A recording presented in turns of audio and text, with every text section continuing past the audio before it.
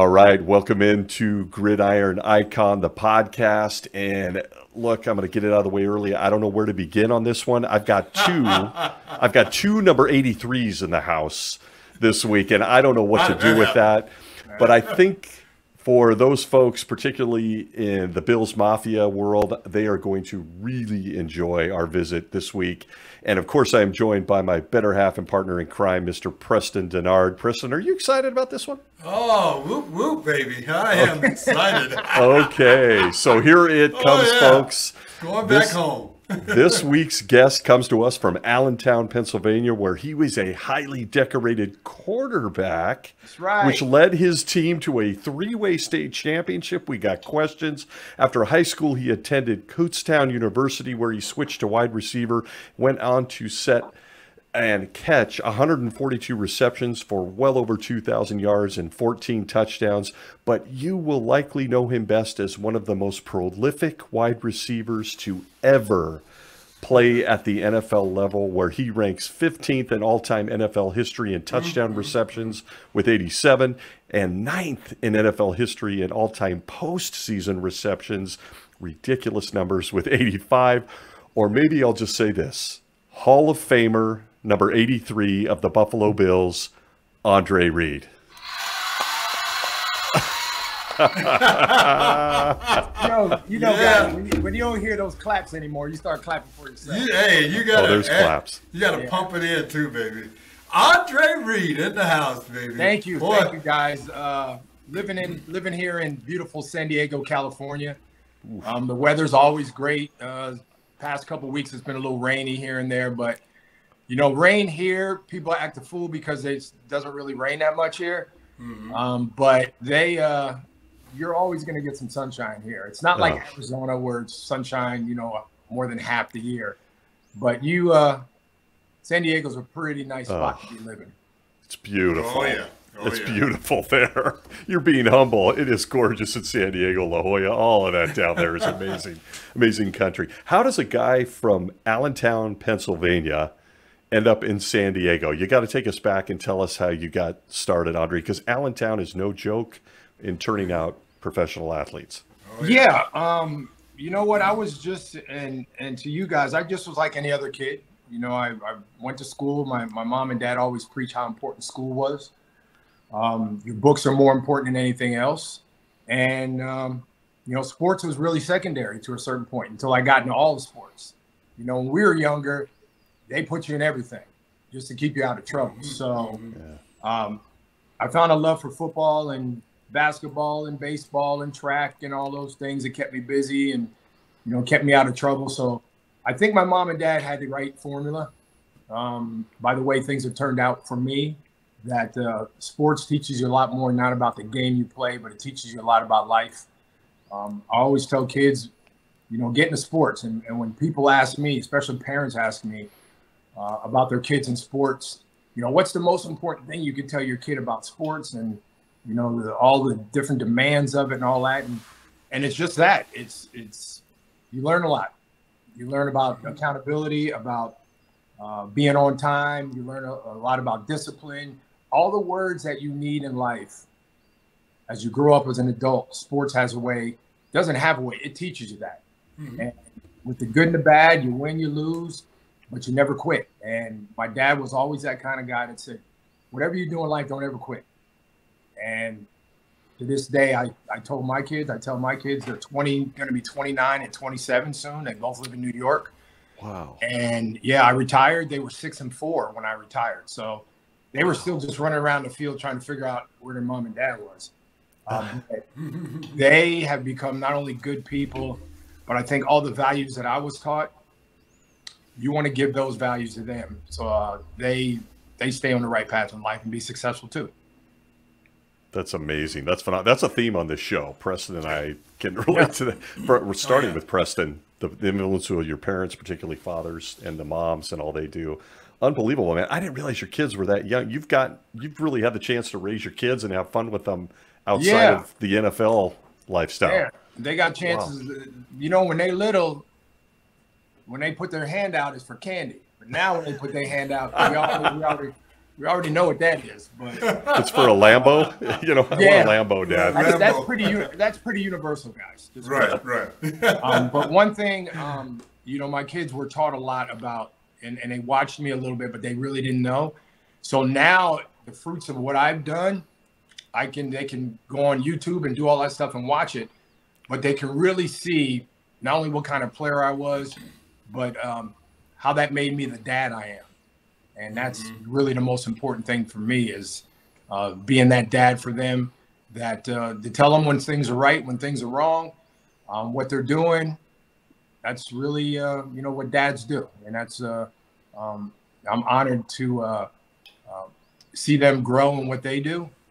And that's just a byproduct of what my dad and my mom taught me. You know what, Andre, you know, same here. And I think with most of our guests, they've had someone who served as a great mentor for them. Yeah. But it's different. And I think this is the other side of that coin, is retelling that story, that same motivation, generating that same interest in a young person that now it's your turn. Yeah. Is that tougher today? Oh, yeah. Finding kids are tougher today? You guys know, man, the kids, you know, the old saying, it goes in one ear and out the other. It's true.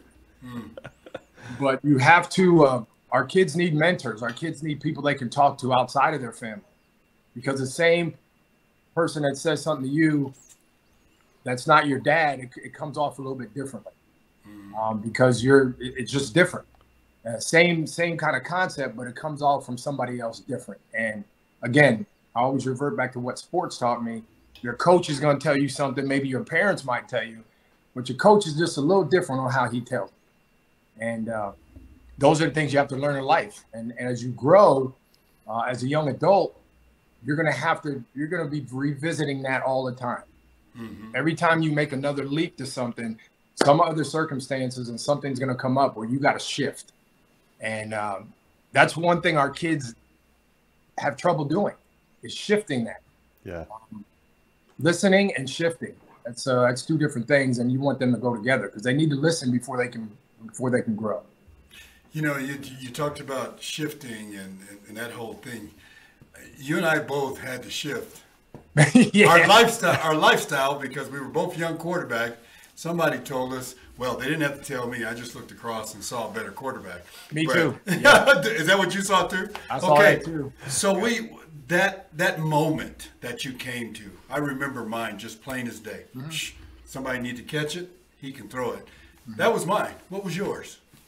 Well, high school, I was a running quarterback. So we did the option a lot, maybe some, you know, fake the option, pass off of that. I was a decent passer. My passing was not going to get me to a big school. It was what I did when I had the ball in my hand. That was going to get me to a big school. And then the thing about that is I was such a young kid coming out of high school. I graduated as one of the youngest in my class from high school. So all of the kids were close to a year older than me when I graduated. So was I behind the eight ball a little bit? Maybe in maturity, definitely. But I decided that I was a homebody. I loved to be at home. I loved to stay around the house. My whole life, to a certain point before I went to Buffalo, was like in a 10-mile radius. You know, I went to high school 10 miles from the house. Everything I did, I went to church. I went to the Boys and Girls Club. Everything was 10 miles. So I can basically walk. I mean, I wasn't going to walk 10 miles, but come on, you got those stories to tell. Yeah, basically I could walk everywhere I wanted to go or ride a bike. So that really set the tone for me of being humble and humility and stuff like that. And, you know, Preston knows being humble in this world is pretty, you both know, being humble is hard. And with this day and age, with the kids the way they are now and all this, they want everything right now. They have no patience. They don't listen, all this other stuff. I mean, there are some kids that do, but we're in a generation where you got to stay on some kids. You got to stay on them. And in order for them to be successful, somebody's got to be in their ear. Somebody's got to say the right things to them, including their parents. So, and most of them look outside the family dynamic to get that kind of saying, you know, stuff said to them. So we have an obligation. And as athletes, we're on TV. People see us do things, and we have an obligation, you know, to the kids, as far as, you know, and ourselves too. Mm-hmm. God, I love that stuff. Yeah. Keep that coming. I got a son, by the way, and I know Preston has lots of sons too. We get to meet them. I have a son about your son's age. He just turned 30. Actually, could be 31. So it's cool to hear other dads talking about the different, because we're about the same age. So it's like, I know how I grew up and I know how I raised you. Mm-hmm. It's all sorts of different challenges. They don't want to hear that. You know, kids don't want to hear that. That's when you were that age. I go, guess what? The age changed, but the everything else stays the same. Yeah. Mm-hmm. If you do wrong, I'm going to be on you. If you do right, I'm going to praise you. That never goes away, no matter how old you are. So, and I'm fortunate to have two kids that really understand that. And, you know, what I do now as far as my foundation goes is a lot of it's about mentoring some of these kids and talking to them. I go into boys and girls clubs all across the country. Love that. And speak to kids about, you know, what do they want to do? How are you going to do that? So, you know, show me your friends, I'll show you your future. That's really a saying that is very, very poignant in kids now, because the same people you hang around, 90% of the time, those are going to be the same people you grow up with. Mm-hmm. And then you're going to either be like them or not, if that's who you're going to hang around with. Yeah. Wow. You know, last show we had Greg Bill, and he talked about his foundation. Mm-hmm. And there's a common theme about, you mentioned about being humble, because part of that is giving back. Oh yeah. And every one of us has a measure of or means of how we do that. But we find a lot of that in education, going back and saying, hey, let me help you for not making those pitfalls that we may have stumbled on, because my mentor or my dad shortened those steps for me. And we keep shortening those steps for these young people through the programming that you guys are doing, Greg's doing, you're doing. So many of us had these programs. You know, it's different today, like you just mentioned. The kids don't have time for it. You know, that one that you do get to, boy, that's one that's going to last a long time, and you can slowly see that development. That's what makes it worthwhile for us. Exactly. And like you said, you're going to shorten that, and if you don't do right, your parents will shorten your legs too. you think you're running fast. That's what they should do. You're running fast, but you ain't going nowhere. Oh my God. Oh God, I love it. You know, this is a question I've asked Preston privately and on the air multiple times, but as dads, like, what are the challenges, or how do you navigate them, Andre, with your kids? Look, you're a famous person. You're in the Pro Football Hall of Fame. You're one of the greatest receivers to ever play the game. How does that trickle down to your kids and impact them? They know that, but it's no big deal. I love it. You know, and they're just like, yeah, you used to do that, but you don't do that now. They're just pops. That's flat out. Awesome. You know, I'm just like any other normal dad that can talk to them about anything. Whatever is bothering them, whatever is on their mind, whatever they need to talk about, I'm there.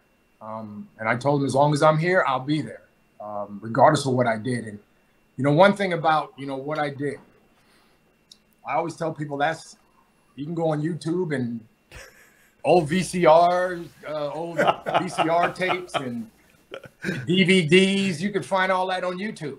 That's just what I did. I was blessed to do that. Yeah. God gave me the ability, and he put me in the right place around the right people and gave me talent.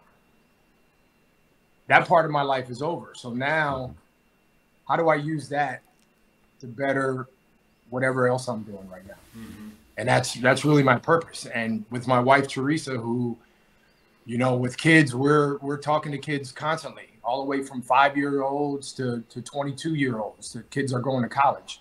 Mm-hmm. They want to know, how did you become who you are? What were the steps? What happened to you? What? That's what they want to know. Mm-hmm. And I think that's your obligation. That's what you should give them. You should give that back to them, because you never know 15 years down the road that same kid will see you somewhere and say, hey man, I thank you for what you said to me. You really made a difference in my life. Powerful. Good stuff. Yep. Yeah, real powerful. And you know, it even goes beyond that, because Oh, I think it was last year. We were at a game and Andre was there, and he found out I was there, and I was like, "Where's he at? Where's he at?" And my boy PJ went to get something to eat, and I guess they interacted. He said, "Where's your dad?" And here they come. But just to kind of piggyback what you were saying about our kids today, yeah, we're right there in the same house, got all the accolades, everything on the wall. Yeah, they identify with it, but they're disconnected. But the moment somebody comes up and recognize you for who you were in the game, or you meant something to them, or you inspired them, and your kids see that, that's what Andre did for PJ in his eyes, because they weren't born during the days I was playing ball. Right. And I wanted to say thank you, by the way, because that just spurred on so many questions about my career and about what the game was like when I played, which motivated him to continue to play ball too. So there you go. I want to thank you for that. Of course, people remember the first time they meet you, and they develop a certain, they develop. I don't know the words. I can't think of the word. They develop something about you the first time they meet you. Now, what impression do you want to make? You want to make a good impression or a bad impression? And I think all the people throughout my career, 17 years in the league, 16, 17 years, there were so many people that said something to me, so many people that told me this is the way to do it, so many people that told me that's not the way to do it, people that wanted me to do good on the field and off the field. You know what? Preston, you stay in this league in the NFL under your own you. If you don't do right, it doesn't matter how fast you are, how high you can jump. You can catch passes behind your back. You can, whatever. It doesn't matter. If you don't do what you're supposed to do, right, that gets wasted. And we've seen, and over the years I played, I've seen some great players that you go, man, what happened? What happened to him? I mean, training camp, there was a guy that can run like Carl Lewis. He was there for one day. What happened to him? Wow. Oh, man, he just can't, And then the next practice during training camp, he flew past everybody, they threw him the ball, can't catch. Yeah. So there you go right there. So you take advantage of what's in front of you, and you do the work to better yourself with what's in front of you. Great advice, youngsters, if you're listening. Yes, that's amazing stuff. Okay, so we're going to talk some football. Let's go. We got the fatherhood thing under wrap. Three dads here talking shop. But okay, so your kids, they named a stadium after you, Andre. I mean, I don't know what to do with that. How far can you go from that? Right? Yeah, where do we go from there? It's got to be an incredible honor. So congratulations to you. So you go from quarterback, you become a wide receiver, which is wild for those of us that don't have that kind of talent. But you're drafted to the Bills, 1985, fourth round. What was that experience like? A kid from Allentown, Pennsylvania, and your parents, how were they impacted? First of all, I didn't know where Buffalo was. Let's get that out quick. Wow. They were like, I remember sitting 1984. I remember sitting in my dorm room during draft day, the 3 days of draft. And back then it was 3 rounds. What was it? Oh, God. Oh, back then they had 12 rounds. 12 rounds. Yeah. And it seemed like it took 4 or 5 days for 12 rounds to be done. And I was so thankful for the opportunity that somebody saw something in me that I didn't see in myself maybe at the time. And somebody was going to give me a chance to show my talents. Now, coming from a small school back then was a lot different because I didn't go to Notre Dame. I didn't go to USC or Clemson or an Alabama. I went to a little Division II Kutztown where they used to cow tip in the back. So, and I was 35 minutes away from my house. So that really, as a youngster, and people ask me, did you want to play professional football when you were little and when you were in high school? And I said, I really never talked about it. that wasn't like my main goal for some reason. I tell people and they go, no, not really. I go, no. I just wanted to play football. Wherever it went, that's where it was going to go. And that was such an experience of being there. It's probably a blessing in disguise, because I could have went to a junior college for 2 years and maybe got lost in the shuffle. Who knows? But I went to a local school there, 30 minutes from the house, and it was the best decision I ever made, next to switching positions. So, yeah. Incredible. So staying in a smaller market, smaller school. Yeah. Interesting. Yeah, that allowed you to flourish. Okay, so 1985 comes. What was the impact on your parents when you got drafted? That had to be huge. Well, my mom and dad, the first time they ever were on a plane was my first year at the Pro Bowl. They'd never been on a plane before. Wow. So never been on a plane. And I was like, well, it's not like I was going from Allentown to Philly, which is like a 25-minute flight. I was going all the way across the pond. So that, it was all the things that I think about it. My dad passed away in '96. And he was he was the guy, he was the rock.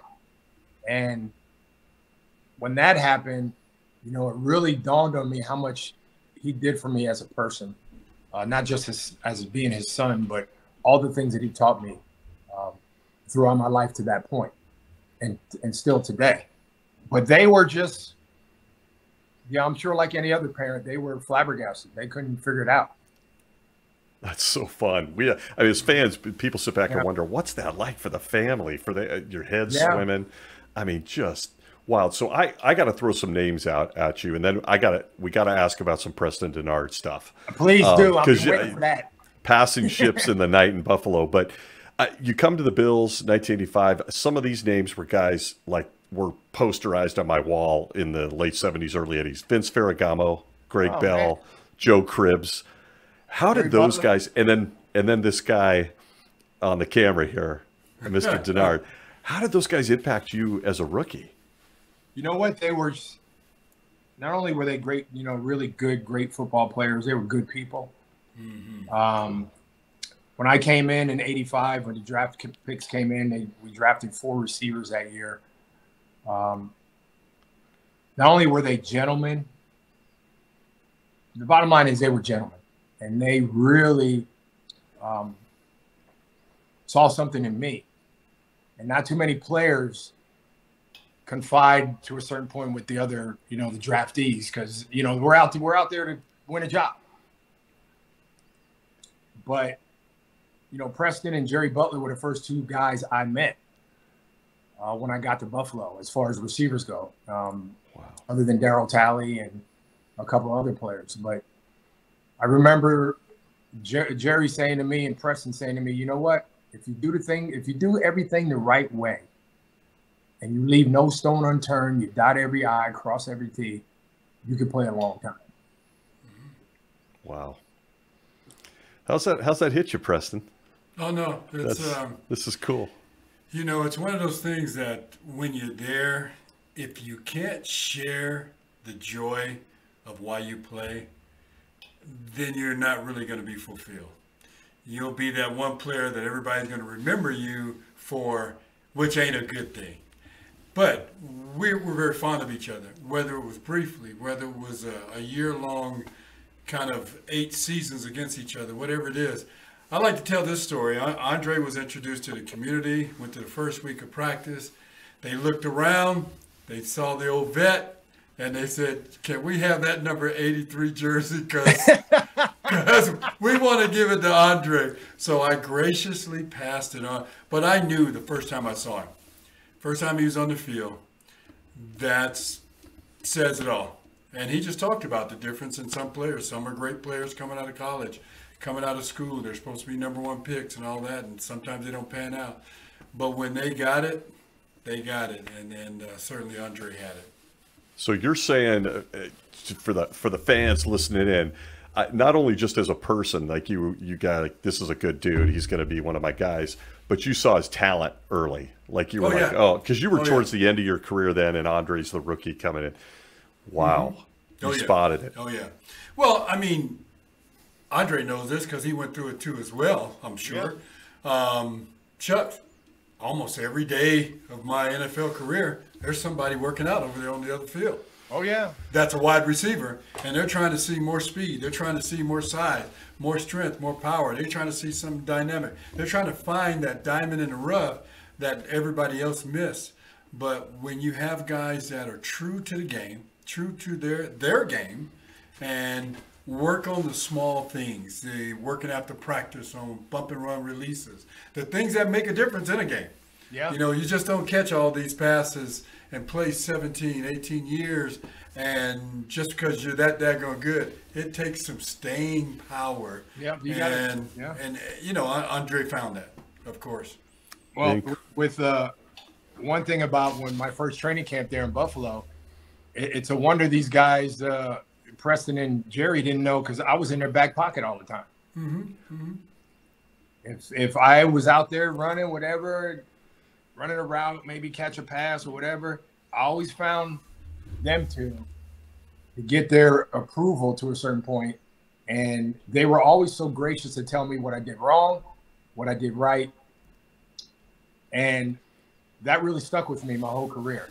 I mean, that really, because as I got older in my career, maybe my last 4 or 5 years, those two same guys like Jerry and Preston were starting to come up to me. They came up to me and did the same things. Yeah.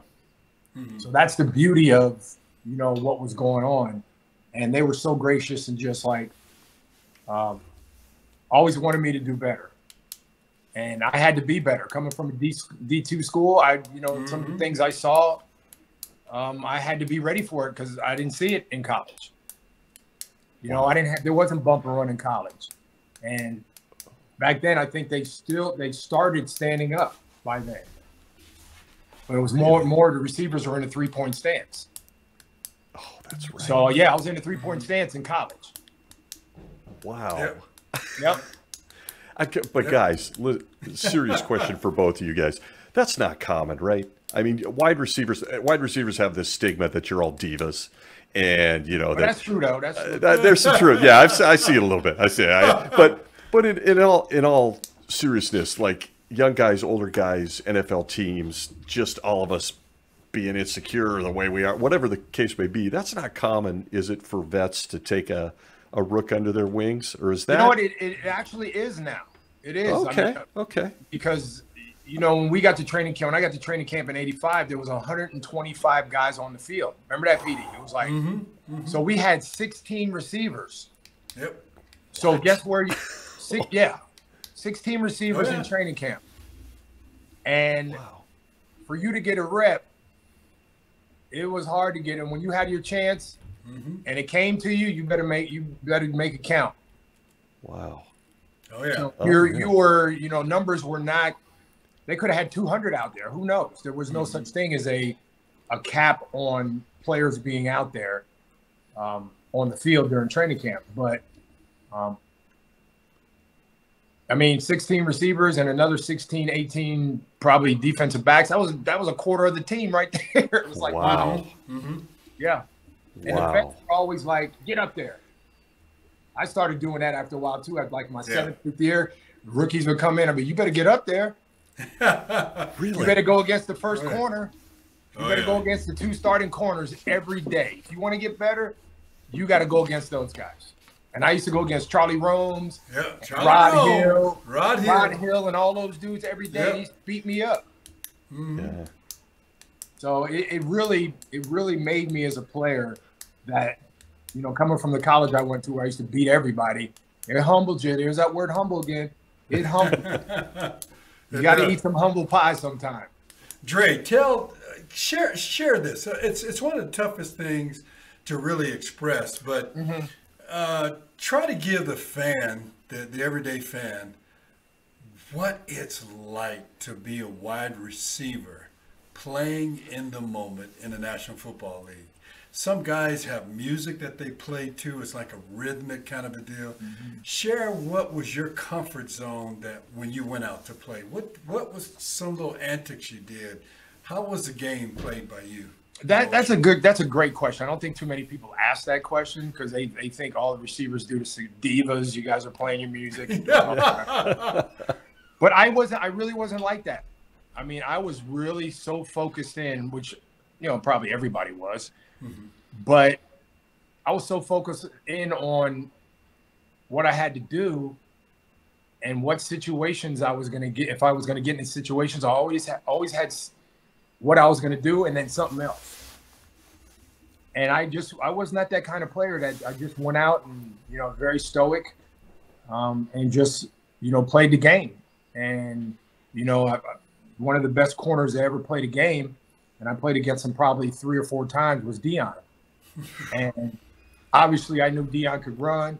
He was a great athlete, probably one of the best athletes of the last 20, 30 years in any sport. When I played against him and Rod Woodson, you guys are all Hall of Famers.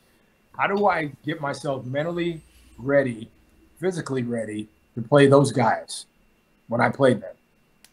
And I was like, well, I got to do some extra work. So I feel good when I'm out there that if something happened in that situation, I did that extra work to win. So, yeah.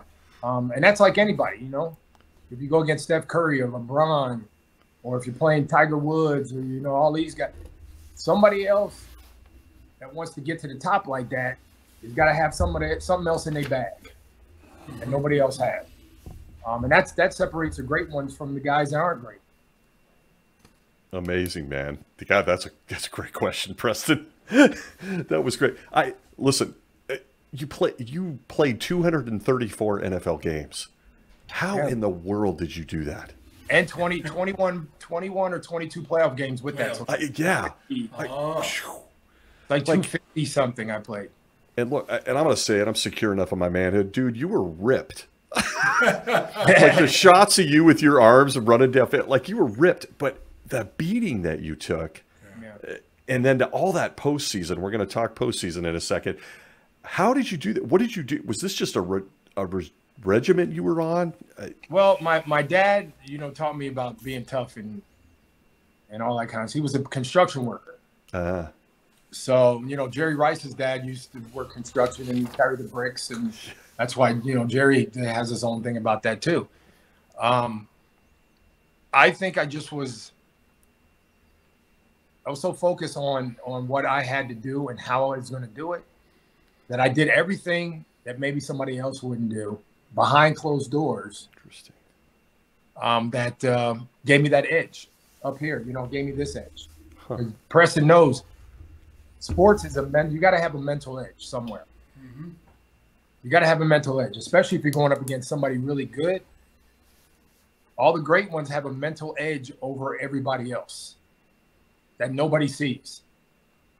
Wow. And that's a lot of times that's what wins. That's what wins. That's going to win the game. That's going to win your battles or win whatever. So, and plus I had a lot of people that taught me a lot about the game, including your host right here. He taught me a lot about the game of football, how to be a pro, how to conduct yourself, how to do the things that is going to equal the success on the field.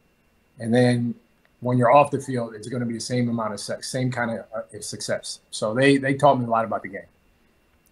Real theme there on the mental side. I see it in both of you guys. That's very interesting. Oh, yeah. Okay. So if I throw out to you, Andre Reed, 35-3, what does that mean to you? Because there's some numbers after that go something like 136 yards and 3 TDs in the second half. Like what? If you throw you throw that all out, it was a bad day for the Oilers. A bad day for the Oilers. It's a very bad day. It was a very bad day. They don't even exist anymore. They had to change their name. Yeah, that game comes on. I don't know, you guys, if you watch NFL Network. Yeah. Every year in the playoffs, it comes on because, and I tell people the significance of that game isn't how we won the game.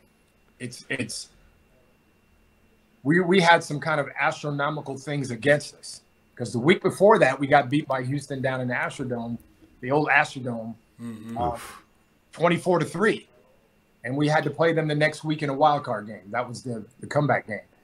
and we're down 35-3 at halftime in Buffalo. And there's thousands, there's 70, 80,000 fans pressing those. People in Buffalo show up. Rain, sleet, or snow. If there was fire out there, they would sit in the stands. They'd be right there. Wow. They'd be like, I'm not going to get burned. Don't worry about me. Shout out to Bill's Mafia. Bill's Mafia. See, they didn't have Bill's Mafia. When I came, they just was Bill. Yeah. Now they got a bona fide group of people that are out of control. Called Bill's Mafia. Bill's Mafia, man. I ended up this past year, I went up to 2 games this year. I went to the Pittsburgh game, and I wanted to sit out in the stands. So me and my fiance at the time, we sat with one of the players' mom and dad, and we sat out in the stands right behind the tunnel, up a little bit. And I walk up the steps, and the whole section stands up and it's just starts going crazy. And I said, I'm just walking up the steps to sit down. Yeah, no. I'm sorry. I'm a fan. I know it's not happening. They went crazy, man. I did some tailgating before the game with them. And one thing about those fans, and Preston knows this, is not only are they loyal, they might be the only fans that will tell you that they're going to the game Sunday. Like if they tell their boss, look here, I'm going to the game Sunday. Just want you to know. There is a 90% possibility that I'm not coming tomorrow. I knew that was coming. I'm not coming to work tomorrow. And if it's that good, you might not see me the Thursday. Oh, now that was a shock. They started all over again on Friday and Saturday. Yeah. And when I first got to Buffalo, that's not only the weather that I realized how crazy that is, but the fans are some of the best fans in all of sports. They are. They are down. some crazy fans, and they will not hide it. One of the dudes, I was there for that game, and one of the dudes jumped off of Winnebago. It was probably 30 feet in the air. Onto a table that's on fire. On fire? On fire. What? So not only are you 30 feet up, you got some fire you're going to land on. And there's Andre Reed and Preston Dennard watching? Like, what? I just was like, you're really going to, I mean, I didn't see it, but they show videos of it, and people are just like, they do it. But Wild. That's just them. That's them. They love their city. They love their team. They are loyal. And if you go to a away game, I was here for the opener last year against the Rams. They took over SoFi. Yeah. It was Mafia. It was Bills Mafia 5. They took over. Yeah. And they take pride in that. So that's why they're, so revered as far as their fan base goes. You played in 4 Super Bowls. I played in 1, but you played in 4. Mm-hmm. The challenge has been getting over that hump, winning. Yeah. It is so tough to do. Right. Take us through that journey. First of all, it had to be exciting getting there. 4 Super Bowls. Yeah, the first one in 1990 was against the Giants there at the old Sombrero there in Tampa. Mm-hmm. I know you played against them with the cream color. Mm-hmm. Oh yeah, the creamsicle. They had the creamsicle uniforms. Action. They're supposed to be bringing those back this year. Are they? I think it's great. Yeah, bring them back. Bring them back. Bring the creamsicles back. But it's something you always, as a player, wanted to do, is play in a Super Bowl and have a chance to win a championship. And I remember coming out the tunnel, and I kind of just stopped for a quick second before I, warming up a little bit. And I thought to myself, I was like, wow, what would the 10-year-old me be saying right now? Mm-hmm. I love that. Like if a 10-year-old kid, I walked out and a 10-year-old me walked behind me. Yep. What would he be saying? And not only did I embrace the whole spectacle of what the Super Bowl is about, but when I saw Michael Jackson at halftime, I was like, I'm here. That's what got you? That's it. That's what got me. Bam. I was like, come on now. And I was 15. I walked out the tunnel. I walked into the tunnel at halftime, and I was like maybe 15 feet from Michael Jackson, 20 feet. And I kind of stared at him like I was like a mannequin. I just like looked at him. I was like, man, that's Michael Jackson. I was like, I don't know who was next to me. And he said, yeah, Michael Jackson, what's up? Wow. Oh, that's not like me saying, who's awesome. Cheryl Ladd?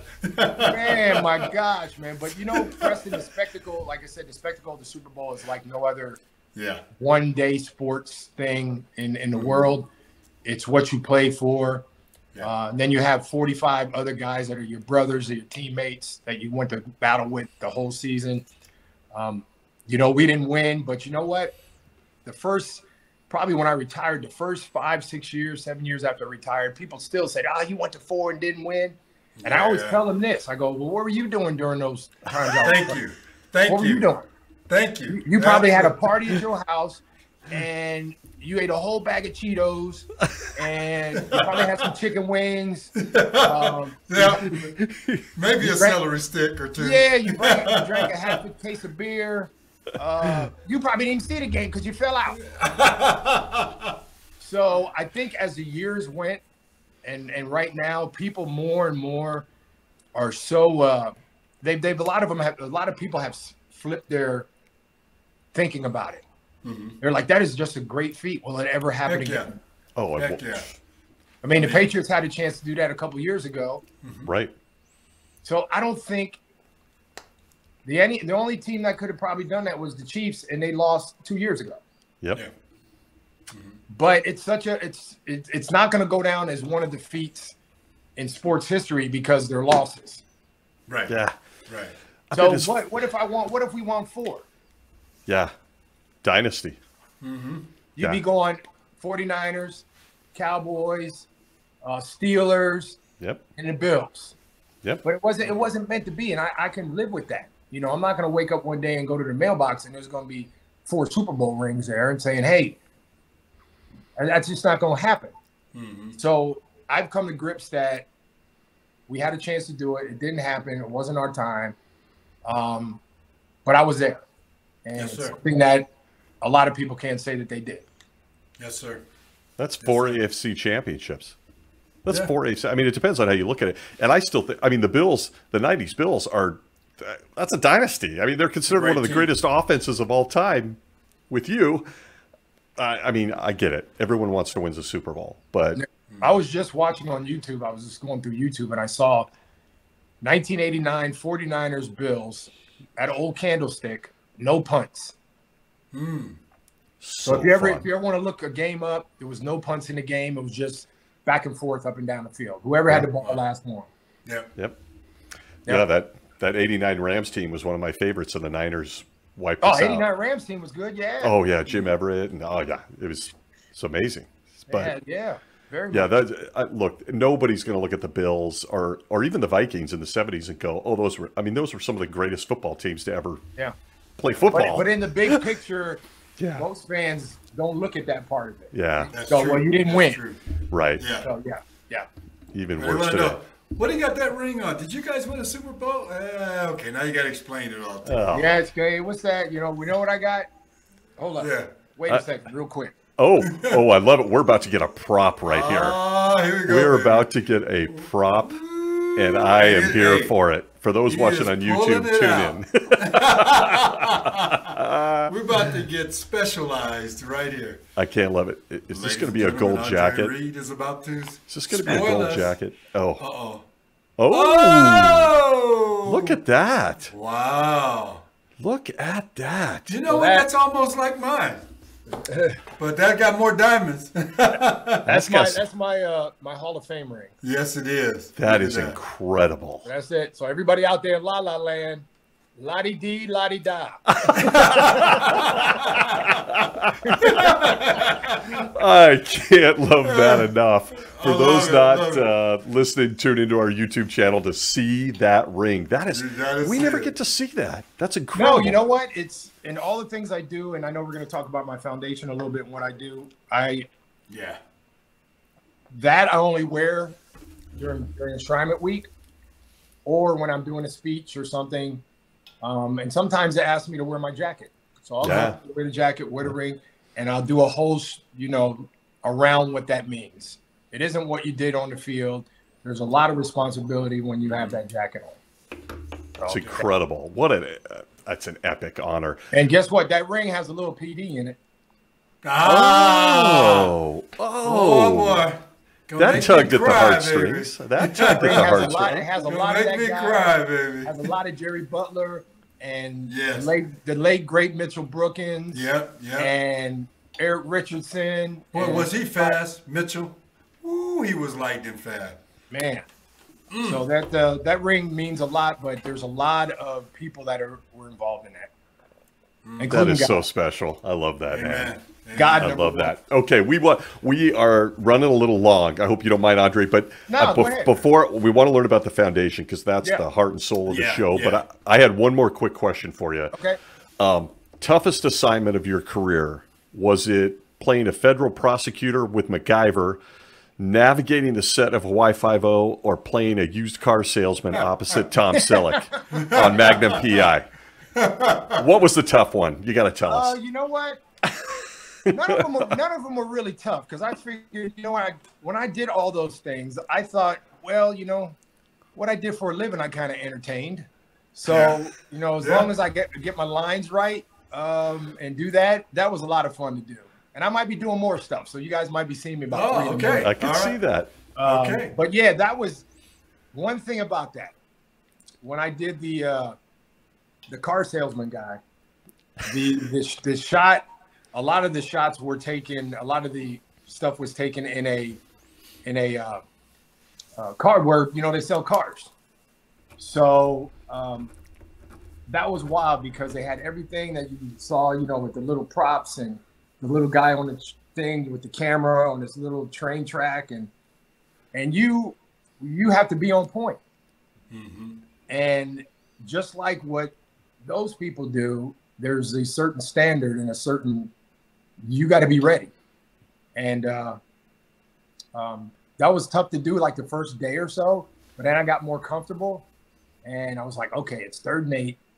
There it is. So I had to put it into my terms. Yep. That is so cool. That's it. I love it, man. That was fun to do. I mean, not many guys could say Hawaii Five-0, MacGyver, and Magnum PI. Come on. That's the triple crown right there. Well, the one that was the easiest was I think Magnum, because I got killed. Oh, that's right. He's out. That's it. Done. He hit the mark. Okay. Yeah. Okay. We want to leave a few minutes here to learn about the Andre Reed Foundation. You alluded to it, your influence on kids of the Boys and Girls Club. Right. Tell us more about that. Well, I started it about, it's more than 10 years now. And my wife now is very instrumental in what our foundation does as far as, Boys and Girls Club kids.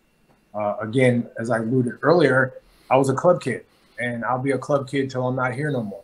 I'm actually going to Montana on Friday to speak at one of the Boys and Girls Clubs there and help them raise money for their clubs there in Montana. So that's really, when they put me in their Alumni Hall of Fame, they made me a national ambassador.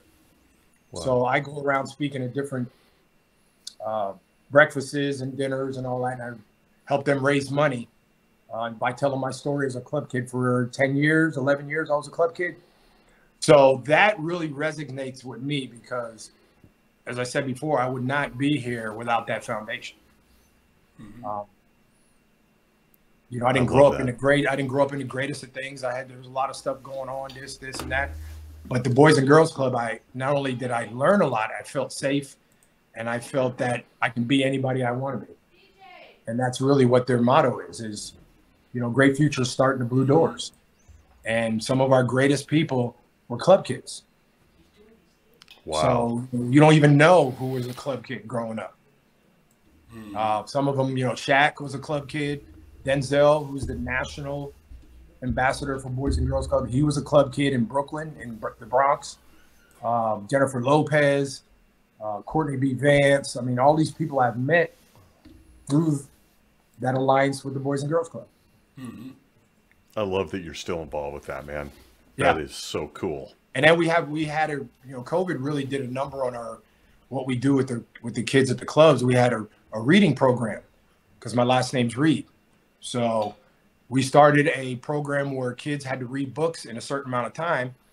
And when these kids, and they were tracked, their books were tracked in the club, tracked, and whoever won after that certain amount of time, they got to go to a game with me and get on the field, meet their favorite player, have like a whole day at the stadium, meet the owner. I think a couple years ago we met Robert Kraft for a bunch of the kids. So it was gratifying for me that I was able to do that, to see these kids smile and see a lot of them just like blown away because they wouldn't have the chance to do that. God, that's great. I love that. So can we find, if somebody was interested in learning more, supporting, getting involved? Yeah, you can go to AndreReedFoundation.org. Love it. Or go on my Instagram. My Instagram has a lot. We have a golf tournament coming up in May 22nd.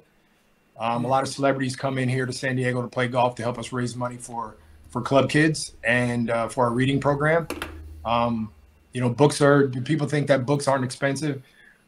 Books are expensive, and it's hard to get books. So we put reading rooms in the Boys and Girls Clubs where kids can go into a corner. We would paint, put sayings up. We use other players as ambassadors in their cities. So whatever city we go in, if we're going to Kansas City, we'll get a Chiefs. Going to Nashville, the Titans, we get somebody with the Titans, and they tell their story and tell them why reading is important and what reading has done for them. So it's a win-win situation for all the guys because they love it. Super Bowl is like a great thing because we do a Super Bowl version of it. And it's very gratifying. And my wife does a great job of putting that on.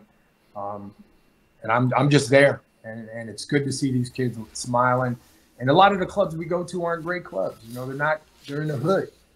I'm not going into, I go in clubs where there's some drama going on. But that's where it's needed the most. And that's what we do. Love it. AndreReedFoundation.org. Yep. Okay. Fantastic. Or my Instagram, Andre Reed, Andre_Reed83 is my Instagram, my Twitter, all that. They can find out, what we're doing during the year and all that. Like I said, we're having a tournament coming up May 22nd here in San Diego. And I have one back in Pennsylvania too on June 12th. So we're doing some stuff for the community. And that's really the most gratifying thing. That's what it's all about. God, good on you. Thank you. Yeah. Kids need it right now. Yes. Kids need it in the worst way right now. That's amazing. Well, this is where I get out of the way. And I apologize if I was too in the way, but we're two teammates and close friends and let you do your thing. We do a 2-minute drill, Andre, even for Hall of Famers. So, Mr. Denard, did you want to have some fun with your... we're going to have some fun, baby. Oh, my God. And Andre, we normally send out a pre-designed script just so you can see a little flavor of how just catch me off guard, bro. I'm used to it. That's what, and I told him, I said, you know what? If anybody knows the triangle defense and they know the blitz scheme and the sight adjustments, they can handle a 2-minute drill, baby. All right. Okay, you ready? 2-minute drill. Quick wit. All right, here we go. Turf or grass? I'm going to go grass. All right. Staying true to form. Yeah. All right. This other question up here, I'm going to strike because, there's no way in the world that I would ever put this on paper. No way I would even ask that. We all know the answer. And the question is, who wore number 83 better, Reed or Denard? And I'm just going to tell you right now, I apologize, but I wore it well. I just was going to say, the colors of the Bills, red, white, and blue, I know it's America and all that, but the Rams had some pretty decent. They were some good numbers. Rams are good colors. So I'm going to go with 83 there at the Rams. Okay. All right, there you go. All right, favorite movie? Wow. Yeah, you caught me off guard with that one, man. I'm going to go Django, man. Oh, the Django. Okay. It's not my favorite, but it's like in my top 5 because is it? It's such a poignant movie, you know, about slavery and all that. Right. What happens at the end, it's Yeah. like definitive at the end. Yeah. Oh, yeah. Yeah. I haven't Django's seen it. plus I know Jamie Foxx, so yeah. Okay. Oh, okay. All right. Your most underrated teammate at any level. Wow. Most underrated. I'm gonna say Steve Tasker because he should. Oh, Steve nice. Tasker. Steve Tasker should be in the Hall of Fame. Yes, I agree. I agree with you. Best on that. special teams player I've ever seen. Not because he was my teammate, but he changed a lot of games. Oh, he was incredible. Steve Tasker was amazing. Yeah. Yeah, it was. Yeah, it was. He was absolutely amazing. You can It see happens. that snafu here. It happens, huh? It happens. Look at that. I don't even know how And it goes. you'll notice he just rolls with it. Hey, I just roll with it. Adjustment, bro. There's a side adjustment. That's a side adjustment. Okay. All right. You ready for the next one? Yep. All right. Here it is. Your greatest football achievement. Being drafted by the Bills. Beautiful. Beautiful. Wow. Beautiful. Okay. Now, here's a little different twist on the question. Okay. It originally was asked, the toughest DB you ever faced, but there's a part 2 to that. So start with that. Toughest DB you ever faced. And this is not to say, you know, I played against 5 Hall of Fame defensive backs. I would say the best all-around defensive back that I played against was probably Rod Woodson. Wow. Okay, so you know who I would say in my day was Mike Haynes. Mike. Man, Mike. See, that's what I'm saying. Hey, I saw Mike the other day across the street, and he put his hand out and he touched me from the other side of the street. Hey, he used to be right there in my back pocket. Longest too. arms. Yeah. Longest arms I've ever seen. Oh, yeah. Okay, so here's that part 2 on that question. Toughest DB you ever faced, but who's the toughest DB you were always successful against? Wow. They're probably watching too. Uh-oh. Oh, yeah, they're going to find out if they didn't know. You know what?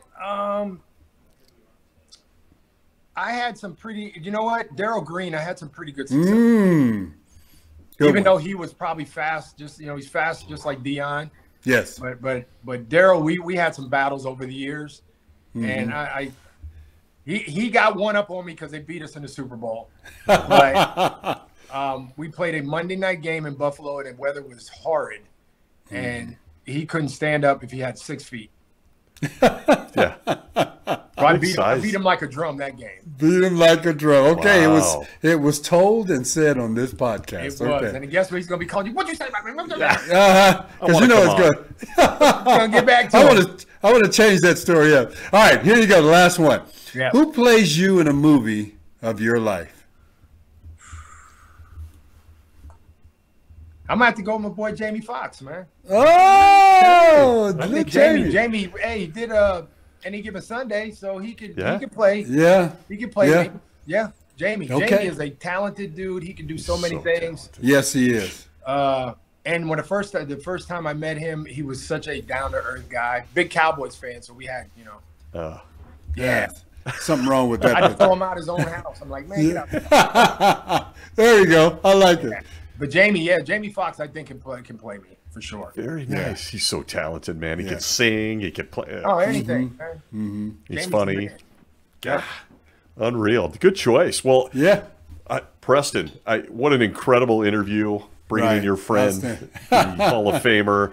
And folks, listen, if you're listening to Gridiron Icon right now, check it out on YouTube if you want to see just how fantastic Andre Reed still looks in retirement. But you can also follow him, as mentioned, on Instagram at Andre_Reed83 and also on Twitter at Andre_Reed83 and the AndreReedFoundation.org, where he is still supporting our youth out there and the Boys and Girls Clubs and so much more. Please go do that. I'm going to say my piece and bow out for the 2 teammates and friends. Andre Reed, absolute pleasure. Thank you so Stacey, much. Thank you, man. You're a great host, and it doesn't hurt having that guy next to you. Bless you. He's pretty Bless cool. you. Yeah, he is. No, thank you, man. We appreciate it. And, if this don't take us to the top of the pecking order, I don't know what is. Moving into right. 6 o'clock. That's what's going to happen. But the thing right. is, you talk to people and you just talk to them like you're in the living room. Yeah. Yep. Yeah. You know, make sure you're not flushed. Make sure you look good. Mm-hmm. Not bad, you know. Yeah, I'm screwed on that one. I guess Stacey, you out. I'm out. Nobody wants to see this face. But again, listen to you. Thank you guys. Thank you guys for allowing me to be here. To talk football, to talk life, to talk about the things I'm doing, and again, you're only a reflection of somebody else, especially if they're doing good. You want to reflect what they're doing, and you want to give that same energy that you get back to them. Yes, sir. I appreciate it. Thank you. Thank you. Appreciate you. Thank you, folks. What a special night here on Gridiron Icon. Follow us, like us, watch this great interview on YouTube. And from myself and the iconic Preston Denard, a big thanks to the Hall of Famer, Mr. Andre Reed. We will see you all next week.